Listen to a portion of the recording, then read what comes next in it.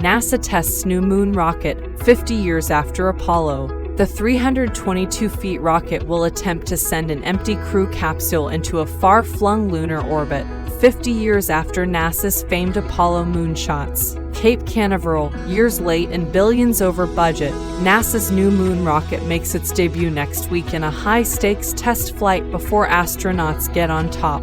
The 322 feet rocket will attempt to send an empty crew capsule into a far-flung lunar orbit, 50 years after NASA's famed Apollo moonshots. If all goes well, astronauts could strap in as soon as 2024 for a lap around the moon, with NASA aiming to land 2 people on the lunar surface by the end of 2025.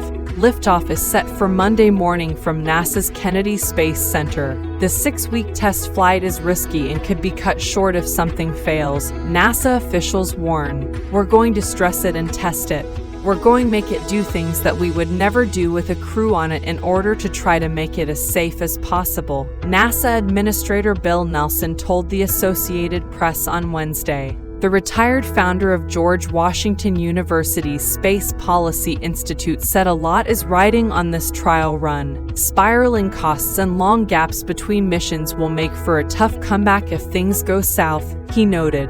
It is supposed to be the first step in a sustained program of human exploration of the Moon, Mars, and beyond, said John Logston. Will the United States have the will to push forward in the face of a major malfunction? The price tag for this single mission, more than $4 billion. Add everything up since the program's inception a decade ago until a 2025 lunar landing. And there's even more sticker shock, $93 billion.